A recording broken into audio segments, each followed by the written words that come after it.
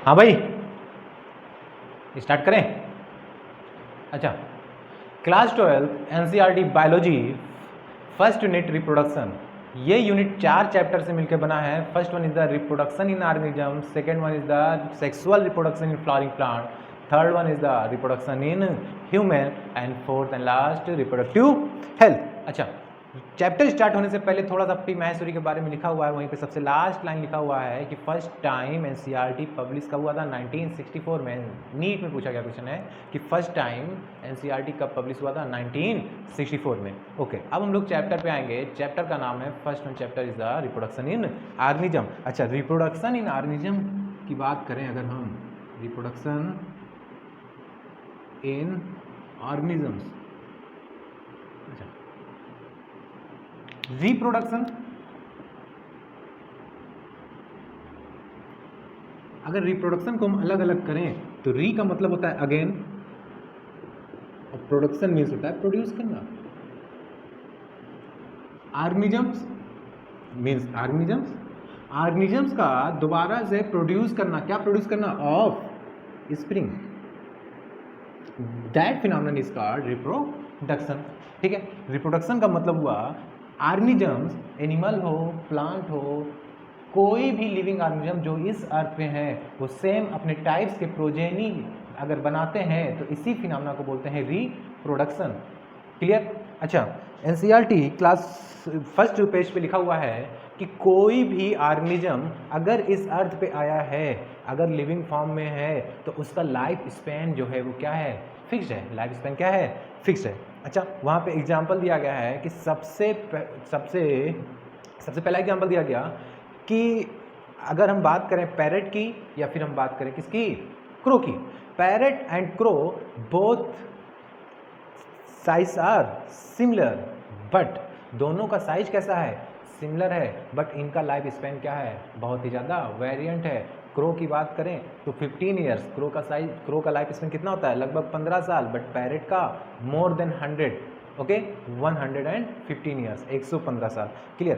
तो किसी के साइज पे डिपेंड नहीं करता कि उसका लाइफ स्पैन क्या रहेगा। इसी तरह दूसरा एग्जांपल वहाँ पे दिया गया है कि ट्री ऑफ पीपल आर बनायन और फिर मैंगो, दोनों पेड़, चाहे आम का पेड़ हो या बरगद का पेड़ हो, बनायन ट्री हो, दोनों का साइज तो लगभग सेम है, बट लाइफ स्पैन बहुत वेरिएंट है। अगर मैंगो ट्री की बात करेंगे तो उसकी एज ज़्यादा से ज़्यादा 60 to 65 years, but banyan tree 400 to 500 years. Life span कितनी होगी बनियान ट्री की? 400 to 500 ईयर्स। अच्छा, फिर आगे बात हुई है कि अगर कोई भी ऑर्गेनिज्म इस अर्थ पे अगर लिविंग फॉर्म में है, अगर उसने बर्थ लिया है तो उसका डेथ भी क्या है?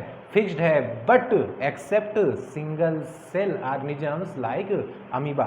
Unicellular organisms, what is unicellular? Unicellular organisms, single cell, ऐसे ऑर्गेनिजम्स जो किससे बने हों? सिंगल सेल से मिलकर बने हों, क्या कहलाएंगे? Unicellular organisms. एग्जांपल्स क्या है? अमीबा। क्लियर? अच्छा, सिंगल सेल ऑर्गेनिजम्स जो होते हैं वो, उनका लाइफ स्पेन क्या होगा? फिक्स्ड नहीं होगा। क्यों? क्योंकि इमॉर्टल है। क्या है? इमॉर्टल मतलब अमर है। क्लियर? ठीक। अच्छा, फिर आगे सेकंड पेज पे जाएंगे, बहुत सारी फिगर वहाँ पे बने हुए हैं, सबका लाइफ स्पेन बताया गया है। जैसे कि रोज़ का बताया गया 3 to 5 ईयर्स, 3 मंथ्स बताया गया पैडी का। आगे की ओर बढ़ेंगे इसमें और बात करेंगे टर्टल की तो 200 to 300 ईयर्स, बनियान ट्री की 400 to 500 years, 60 to 90 years elephant की, 60 ईयर्स कितनी रहेगी लगभग हॉर्स की। अच्छा, बात करें काऊ की 20 to 25 ईयर्स, डॉग की 15 ईयर्स, इसी तरह बटरफ्लाई की 2 वीक्स और डोमेस्टिक हाउस फ्लाई जो होती है इसकी कितनी रहेगी? लगभग 3 to 4 वीक्स। क्लियर? आगे की ओर जाएंगे, यहाँ पे रिप्रोडक्शन का टाइप बताया गया, यहीं से मेन स्टार्ट होगा रिप्रोडक्शन का type. Clear?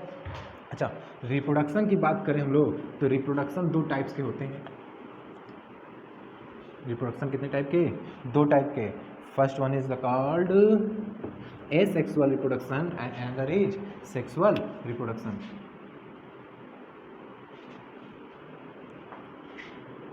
asexual reproduction and sexual reproduction. क्या डिफरेंस है भाई दोनों में? एसेक्सुअल रिप्रोडक्शन का मतलब होता है ऐसा ऑर्गेनिज्म जो अपनी प्रोजेनी को प्रोड्यूस करे, ऑफस्प्रिंग को प्रोड्यूस करे, बट इसमें गैमीट का फ्यूजन ना हो। इसका मतलब है कि फ्यूज़न क्या होगा यहाँ पर, नहीं होगा। अच्छा, फ्यूज़न नहीं हो रहा है तो इसका मतलब सिंगल पेरेंट क्या है, कैपेबल है to produce offspring. Single parent capable to produce offspring. Single parent क्या है, कैपेबल है ऑफस्प्रिंग प्रोड्यूस करने के लिए। सिंगल पेरेंट का क्या मतलब हुआ, अगर गैमीट मेल गैमीट हो या फिर फीमेल गैमीट हो, दोनों पर कैपेबल है, विदाउट फर्टिलाइजेशन किए ही कैपेबल है ऑफस्प्रिंग को प्रोड्यूस करने के लिए। क्लियर। इसी टाइप्स आप रिप्रोडक्शन को बोलते हैं असेक्सुअल रिप्रोडक्शन। ठीक है। अच्छा, एसेक्सुअल रिप्रोडक्शन में गैमीट के बीच में फर्टिलाइजेशन नहीं हो रहा है। फ्यूजन मतलब क्या होता है, फर्टिलाइजेशन। तो इसमें फर्टिलाइजेशन नहीं हो रहा है। अब सोचो, अगर फर्टिलाइजेशन नहीं हुआ तो डिफरेंट टाइप्स के जीन्स जो है वो आपस में मिक्स नहीं हो पाएंगे, और जीन्स जब मिक्स नहीं होंगे तो क्या होगा, एवोल्यूशन नहीं होगा, क्योंकि variant gene, different types of gene नहीं आएंगे प्रोजेनी में। तो इसका मतलब क्या होगा, एसेक्सुअल रिप्रोडक्शन में एवोल्यूशन नहीं होगा। अगर हम बात करें सेक्सुअल रिप्रोडक्शन की तो यहाँ पे फर्टिलाइजेशन होगा। Fertilisation mean fusion of gamete. अच्छा, गैमीट कौन कौन से, male and female. Male gamete अगर हम बात करें एनिमल के केस में, तो मेल गैमीट एनिमल में क्या होता है, स्पर्म, जो कि हम 3rd चैप्टर में पढ़ने वाले हैं, और फीमेल में ओवम। प्लांट के केस में बात करें, क्योंकि फ्लावरिंग प्लांट जो होते हैं वो भी सेक्सुअल रिप्रोडक्शन करते हैं, हम लोग 2nd चैप्टर में ये चीज़ देखेंगे। और मेल गैमीट जो होता है प्लांट के केस में, वो क्या होता है, पॉलन ग्रेन। ठीक है। और फीमेल गैमीट क्या होता है इसमें, एग। ठीक। स्पर्म ओवन किसके केस में, एनिमल। ये किस में रहेगा भाई, प्लांट के केस में। क्लियर है। अच्छा, फर्टिलाइजेशन हुआ मतलब male gamete and female gamete दोनों मिल रहे हैं। अगर हम ह्यूमन का यहाँ पे केस लेके समझने की कोशिश करें इस बात को, तो ह्यूमन मेल फीमेल क्या बनाएगा, स्पर्म क्या बनाएगा, ovum. Sperm 23 number of chromosome, ovum 23 number of chromosome. क्यों, क्योंकि ये कैसे रहेंगे, हैप्लॉइड रहेंगे भाई। कैसे रहेंगे ये, हैप्लॉइड। ठीक है। हम लोगों ने 11 में सीखा है cell cycle and cell division. वहाँ पे हमने देखा था mitosis and meiosis. Mitosis equational division and meiosis reductional division. Total number of chromosome become half in meiosis. और मियोसिस कहाँ पे चलता है, ओनली ऑन जर्म सेल और फिर गैमीट सेल। ठीक है। और mitosis except the germ cell gamete cell all cell of the body. कहाँ क्या होगा, वहाँ पे माइटोसिस होगा, जिसको हम लोग क्या बोलते थे, सोमेटिक सेल। क्लियर। अच्छा, अब आएंगे हैप्लॉइड है ये। अब जब फर्टिलाइजेशन होगा स्पर्म और ओवम के बीच में, स्पर्म और ओवम के बीच में क्या हुआ, फर्टिलाइजेशन हुआ, तो क्या बन जाएगा, जाइगोट बन जाएगा। नंबर ऑफ क्रोमोसोम कितना हो जाएगा, 46 हो जाएगा। यही तो आगे सेल का डिवीजन होगा, एम्ब्रियो बनेगा, फीटस बनेगा, और चाइल्ड बन के तैयार हो जाएगा, ऑफिस में बन के तैयार हो जाएगा। अच्छा, तो देखो मेल से आया 23 नंबर ऑफ क्रोमोसोम, फीमेल से आया 23 नंबर ऑफ क्रोमोसोम। यहाँ मेल का क्रोमोसोम, यहाँ फीमेल का क्रोमोसोम, जाइगोट जो बन रहा है, इनसे ऑफस्प्रिंग जो बन रहा है, इसका क्रोमोसोम क्या हो जाएगा, वेरी करेगा, कुछ वेरी करेगा। 99.9% तो सेम रहेगा, बट 0.1% वेरी करेगा। इसी वजह से क्या होगा, एवोल्यूशन होगा। तो एवोल्यूशन के लिए कौन रिस्पॉन्सिबल है, सेक्सुअल रिप्रोडक्शन रिस्पॉन्सिबल है, ना कि एसेक्सुअल रिप्रोडक्शन। क्लियर। वेरिएशन के लिए सेक्सुअल रिप्रोडक्शन रिस्पॉन्सिबल है। ठीक है। अच्छा, अब हम लोग बात करने वाले हैं टाइप्स की, कि एसेक्सुअल रिप्रोडक्शन और सेक्सुअल रिप्रोडक्शन।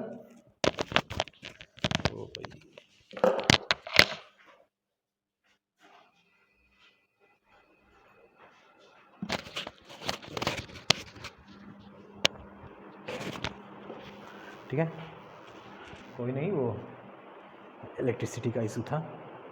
ओके, कंटिन्यू करते हैं। अब हम बात करेंगे कि एसेक्सुअल रिप्रोडक्शन के क्या क्या टाइप हो सकते हैं। इसको छाप लो। चलिए वीडियो पॉज करिए, छापिए, उसके बाद अब फिर आगे कंटिन्यू।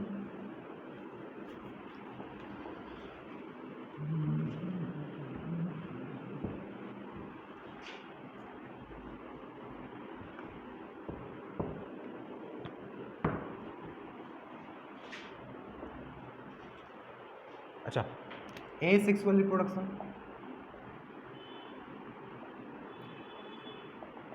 बहुत सारे टाइप्स हैं सेक्सुअल रिप्रोडक्शन के। हम लोग एक फार्मूले से या 2 फार्मूले से क्या करेंगे, पूरी चीज़ें कवर करने की कोशिश करेंगे। बाकी एसेक्सुअल रिप्रोडक्शन के बारे में तो हम समझ ही गए हैं। एसेक्सुअल रिप्रोडक्शन का मतलब क्या हुआ, single parents capable to produce offspring, evolution नहीं होगा, वेरिएशन नहीं होगा, ठीक है। सिंगल पेरेंट्स से क्या बनाएगा, ऑफ स्प्रिंग बनाएगा। ज़्यादातर कहाँ पे देखा जाएगा, ये यूनिसेलुलर ऑर्गेनिज्म में देखा जाता है। क्लियर। अच्छा, एसेक्सुअल रिप्रोडक्शन की हम बात करें तो एसेक्सुअल रिप्रोडक्शन के बहुत सारे टाइप्स हैं, हम लोग फार्मूले से समझने की कोशिश करेंगे। जैसे कि अगर हम बात करें हाई इज बड़ी, हाई इज बड़ी। क्लियर। अच्छा, H for hydra, Y for yeast और E for external, I for internal, S sponges, budding. Budding एक टाइप है एसेक्सुअल रिप्रोडक्शन का जो स्पंजेस में होगा, हाइड्रा में होगा, ईस्ट में होगा। बट हाइड्रा और ईस्ट में एक्सटर्नल बडिंग होगा, स्पंजेस में कैसा होगा, इंटरनल बडिंग होगा। ठीक है। बडिंग क्या, जैसे कि मान लो ये हाइड्रा का प्लांट है, यहाँ से एक बर्ड्स निकलेगा, बर्ड्स निकलने के बाद में ये टूट के गिर जाएगा और नया हाइड्रा का बन के तैयार हो जाएगा, नया हाइड्रा क्या हो जाएगा, बन के तैयार हो जाएगा। इसी तरह स्पंजेस में भी होंगे और ईस्ट में होंगे। आउटसाइड द बॉडी अगर बडिंग होगा तो एक्सटर्नल बडिंग कहलाएगा, और इनसाइड द बॉडी होगा अगर तो इंटरनल बडिंग कहलाएगा। ठीक है। अच्छा, नेक्स्ट फार्मूला हम लोग देखेंगे।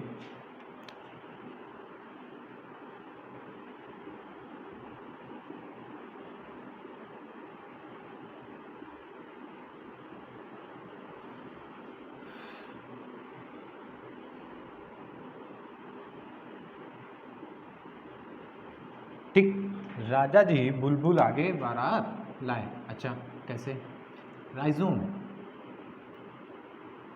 Rhizome a type of asexual reproduction, किसमें देखा जाता है, ये जिंजर में। Bulbil a type of asexual reproduction किसमें होगा, ये आगेओ प्लांट्स में। ब्रायोफिलम, लीफ बर्ड्स, ब्रायोफिलम में क्या होगा, लीफ बर्ड्स। लीफ बर्ड्स क्या है, असेक्सुअल रिप्रोडक्शन का टाइप है। क्लियर। अच्छा, थर्ड फार्मूले की बात करें हम लोग। चंद्रपाल बेटर हैं गेल से जू, चलो चंद्र, conidia, conidia a type of sexual reproduction होता किस में है, पेनिसिलियम में। पेनिसिलियम, पेनिसिलियम की बात आई है, कुछ बातें कर लें यहाँ पे। पेनिसिलियम क्या है, स्पीसीज है, फंगस, फंगस है पेनिसिलियम। नाम क्या है, क्राइसोजेनम। ठीक है, क्राइसोजेनम। ठीक है, पेनिसिलियम नोटेटम और पेनिसिलियम क्राइसोजेनम, 2 ऐसे स्पीसीज हैं। सबसे पहले किसने डिस्कवर किया था इसको, क्या ये एंटीबायोटिक है, क्या ये एंटीबायोटिक है, सबसे पहले किसने डिस्कवर किया, अलेक्जेंडर फ्लेमिंग में, सेकंड वर्ल्ड वार के टाइम में। सेकंड वर्ल्ड वार के टाइम में अलेक्जेंडर फ्लेमिंग ने इसको डिस्कवर किया था, और एक्सीडेंटली डिस्कवर्ड हुआ था। ये कैसा है डिस्कवर्ड हुआ था, एक्सीडेंटली डिस्कवर्ड हुआ था। एक्चुअल में हुआ क्या था, हम आपको बताएं, कहानी सेकंड वर्ल्ड वार के टाइम की।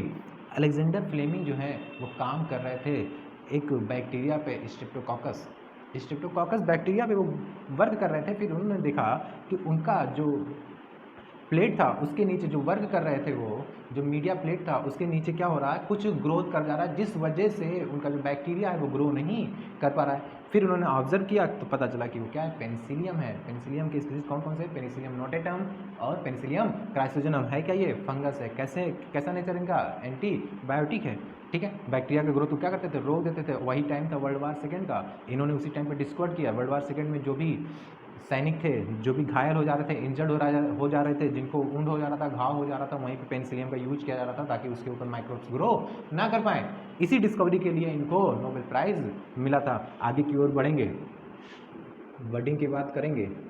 असेक्सुअल रिप्रोडक्शन का टाइप है, किसमें होता है, हाइड्रा। देखो यहाँ से भी ये कवर हो गया, और हमने हाइड्रा में बडिंग होता है यहाँ से भी देखा था। ठीक। अच्छा, गेम्यूल्स, कुछ जो गैम्यूल्स बोलते हैं, कुछ जो जेम्यूल्स बोलते हैं, किसमें होता है, स्पंजेस में। देखो एक भी चीज़ क्लियर करो, स्पंजेस में जेम्यूल्स भी होता है और स्पंजेस में बडिंग भी होता है। इसका मतलब एक ही ऑर्गेनिज्म में more than one asexual reproduction का टाइप पाया जा सकता है। फिर आगे की बात करेंगे जूस्पोर। जूस्पोर किसमें? क्लेमिडोमोनास में। जूस्पोर किसमें? क्लेमिडोमोनास में। तो ये एसेक्सुअल रिप्रोडक्शन के टाइप्स थे। इतने तरीके के एसेक्सुअल रिप्रोडक्शन होते हैं डिफरेंट डिफरेंट ऑर्गेनिजम्स में। और कुछ अगर बचता है तो हम वाटर हियासिंथ की बात कर लें। वाटर हियासिंथ को टेरा बंगाल कहा जाता है। उसका लीफ फ्लावर बहुत ही ज़्यादा ब्यूटीफुल था, इस वजह से इसको एक्जोटिक प्लांट भी बोला जाता है। इसको क्या हुआ था कि इसको अमेरिका से लाया गया था। इसका जो लीफ होता है और उसका फ्लावर जो होगा वो बहुत ही ज़्यादा ब्यूटीफुल होता है, इसी वजह से लाया गया, बंगाल में इसको डाला गया। गाँव के लैंग्वेज में इसको जलकुंभी बोलते हैं, हिंदी में जलकुंभी बोलते हैं। जिस तालाब में इसको डाल दिया जाता है उस तालाब से फिर ये कभी खत्म नहीं होता। कितनी बार भी उसको हटा दो लेकिन बार बार वो ग्रो कर जाता है। अच्छा, होता क्या है, ये प्लांट जो है वाटर में से डिजॉल्व ऑक्सीजन को कैप्चर कर लेगा। जो भी ऑक्सीजन डिजॉल्व है वाटर में उसको क्या कर लेगा, ये एब्जॉर्ब कर लेगा। वाटर में बॉडी में क्या हो जाएगी, ऑक्सीजन की कमी हो जाएगी। और वाटर बॉडी में जब ऑक्सीजन की कमी हो जाएगी तो उसमें जो एक्वेटिक एनिमल्स हैं उनको ऑक्सीजन प्रॉपर अमाउंट में नहीं मिल पाएगा। और प्रॉपर अमाउंट में जब उनको ऑक्सीजन नहीं मिल पाएगा तो एक्वेटिक एनिमल्स की डेथ होने लग जाएगी। यही हुआ था बंगाल में। बंगाल में क्या हुआ, अमेरिका से ला के इसको बंगाल में डालें, बहुत सारे तालाब में, धीरे धीरे पूरे बंगाल में फैल गया। बंगाल के लोग वैसे भी फिश पे ही डिपेंड हैं। ओके, अब जब मछलियाँ मरने लगी, उनका बेरोजगारी बढ़ते गया, उसके बाद लोग भी क्या हुए, मरते चले गए। ठीक है, वाटर हियासिंथ बोलते हैं। इसमें ऑफसेट एक मेथड है, रिप्रोडक्शन का टाइप है। उसी तरीके से क्या होता है, ऑफसेट से वाटर हियासिंथ में रिप्रोडक्शन होता है। कौन सा रिप्रोडक्शन? Asexual reproduction. क्लियर है? अच्छा, बात कर ले हम अमीबा की। Binary fission. अमीबा में क्या होता है, बाइनरी फिजन। कैसे होता है समझेंगे। जैसे ये कोई अमीबा का सेल है, ये है सेल, ये क्या है, न्यूक्लियस। ठीक। अच्छा, 11th में हम लोगों ने पढ़ा cell cycle and cell division में न्यूक्लियस के डिवीजन को क्या बोलते हैं, कैरियोकाइनेसिस। साइटोप्लाज्म के डिवीजन को क्या बोलते हैं, साइटोकाइनेसिस। अगर न्यूक्लियस डिवाइड होगा तो बोलेंगे कैरियोकाइनेसिस, साइटोप्लाज्म डिवाइड होगा बोलेंगे साइटोकाइनेसिस। सोचने वाली बात है कि अब ये बाइनरी फिजन होने जा रहा है, इसका मतलब ये किसमें टूटेगा, 2 अमीबा बनाएगा, ये 2 अमीबा बनाएगा। अच्छा बताओ, पहले न्यूक्लियस डिवाइड करेगा या पहले साइटोप्लाज्म डिवाइड करेगा? अरे देखो बेवकूफ़ों, अगर साइटोप्लाज्म डिवाइड करेगा, मान लो साइटोप्लाज्म डिवाइड किया तो एक ये साइटोप्लाज्म, एक ये साइटोप्लाज्म, बट न्यूक्लियस तो एक ही है, तो किसी एक में न्यूक्लियस चला जाएगा। दूसरा सेल विदाउट न्यूक्लियस एग्जिस्ट ही नहीं करेगा। इसीलिए क्या होता है कि सबसे पहले न्यूक्लियस डिवाइड करेगा। कौन डिवाइड करेगा, सेल एक ही रहेगा, न्यूक्लियस क्या हो जाएंगे, 2। उसके बाद ये सेल डिवाइड करेगा और कितने सेल्स बन जाएंगे, 2 सेल्स बन जाएंगे और दोनों में न्यूक्लियस हो जाएगा। इसका मतलब क्या हुआ, कैरियोकाइनेसिस पहले होगा, साइटोकाइनेसिस क्या होगा, बाद में होगा। क्लियर है? ओके, एसेक्सुअल रिप्रोडक्शन में हम लोगों ने इतनी चीज़ सीखी। अब इतना छाप लो, उसके बाद पढ़ने वाले हम लोग क्या चीज़, sexual reproduction.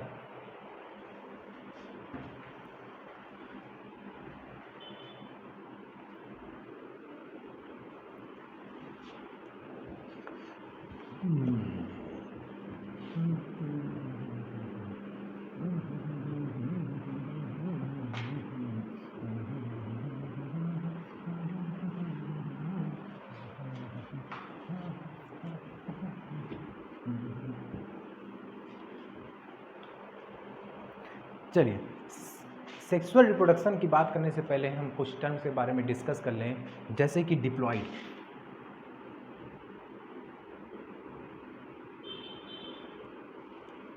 Haploid. Diploid human की बात करें, 46 number of chromosome diploid sales होता है। अगर 23 नंबर ऑफ क्रोमोसोम पाया जाएगा तो क्या बोला जाएगा सेल को, हैप्लॉइड। मतलब हैप्लॉइड का मतलब क्या होगा कि क्रोमोसोम नंबर क्या हो जाए, हाफ। क्रोमोसोम नंबर हाफ हुआ तो क्या बोला जाएगा, इसको हैप्लॉइड बोला जाएगा। इसके अलावा हम बात करें डायसियस और मोनेसियस।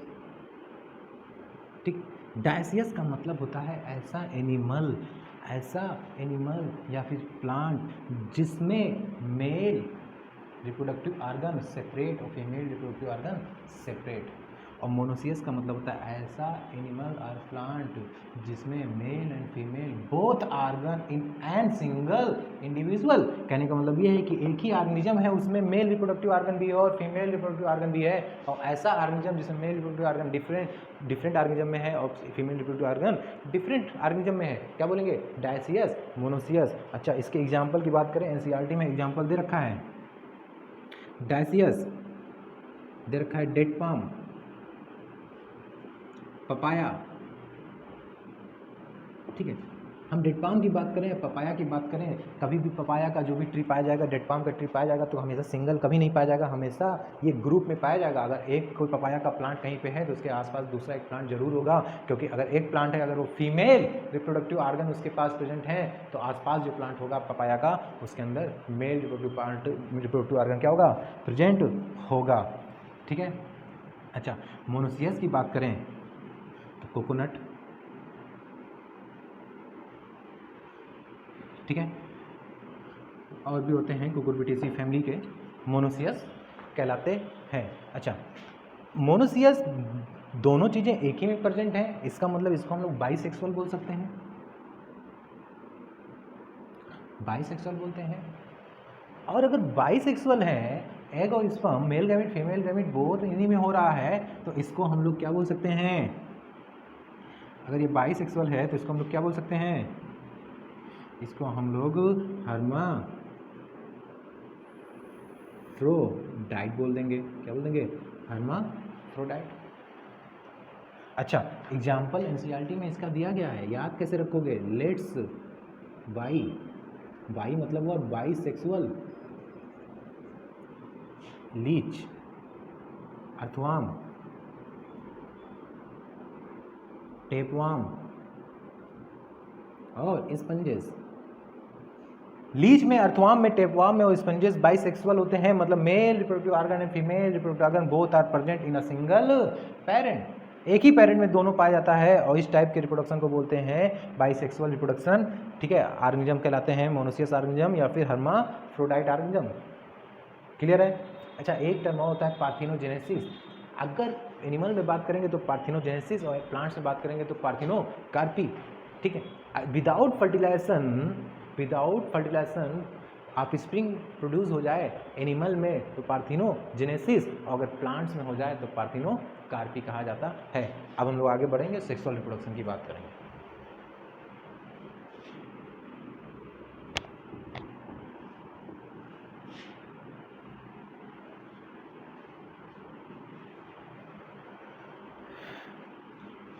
सेक्सुअल रिप्रोडक्शन के कुछ इवेंट्स हैं, सेक्सुअल रिप्रोडक्शन के इवेंट्स, इनको क्लासिफाइड कर दिया गया 3 डिफरेंट इवेंट्स में।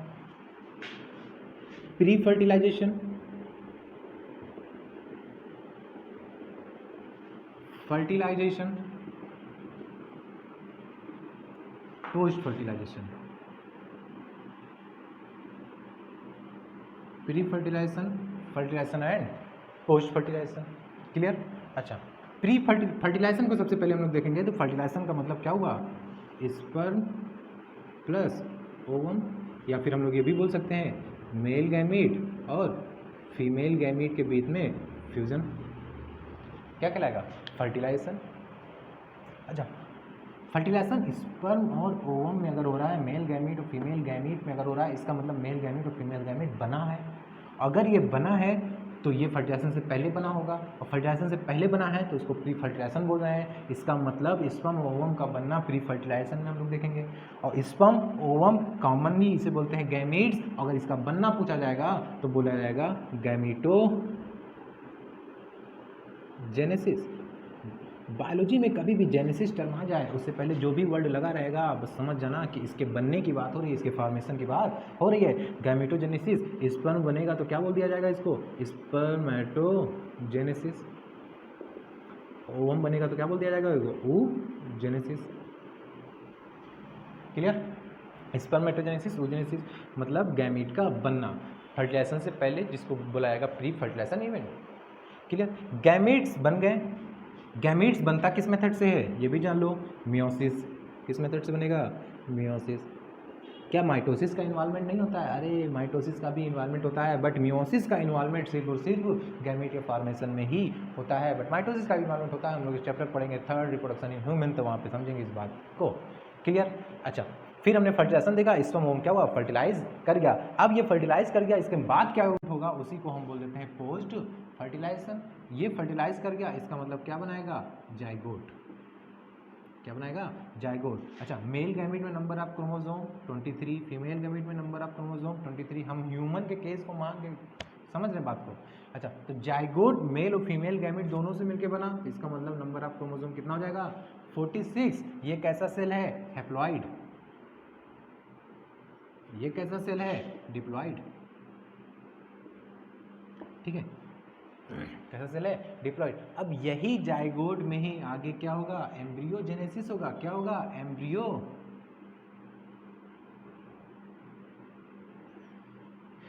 जेनेसिस। एम्ब्रियोजेनेसिस जब जाइगोट में होगा तो ये एक सेल था, ये क्या होगा, 1 से 2 होगा, 2 से 4, 4 से 8, 8 से 16, इसी तरह ये कर करके क्या होता है, इसमें सेल डिवीजन होगा और एम्ब्रियो से क्या बन जाएगा, फीटस। और यही फीटस क्या हो जाएगा, चाइल्ड, और इसी का क्या हो जाएगा, बर्थ हो जाएगा। इसे क्या बोल देंगे, ऑफ स्प्रिंग। एनिमल हो या प्लांट हो, इसी तरह से प्रोसेस होगा। हम लोग सेकेंड चैप्टर जब पढ़ेंगे सेक्सुअल रिप्रोडक्शन फ्रॉम प्लांट, तो वहाँ पे समझेंगे पॉलन ग्रेन कैसे बनता है, एग कैसे बनता है, फिर पॉलन ग्रेन और एग कैसे फर्टिलाइज करते हैं और आगे की इवेंट कैसे होती हैं, वो सब हम लोग सेकेंड चैप्टर में समझेंगे। इस चैप्टर में इतना ही। इसके अलावा लास्ट में बताया गया है कि आउटर कवरिंग को पेरिकार्प बोलते हैं, इनर कवरिंग को एंडोकार्प बोलते हैं और बीच की कवरिंग को बोलते हैं मेसोकार्प बोला जाता है। तो इस चैप्टर में, फर्स्ट चैप्टर में इतना ही। हमने पूरी कोशिश की है समझाने की कम टाइम में, और बाकी क्या कह सकते हैं, लॉकडाउन की वजह से क्लास चल नहीं पा रहा है, बहुत ही अच्छा नहीं लग रहा है, बट मजबूरी में वीडियो बनाना पड़ रहा है। आई होप हमारे सारे स्टूडेंट्स को अच्छा लगेगा देख के। Thank you.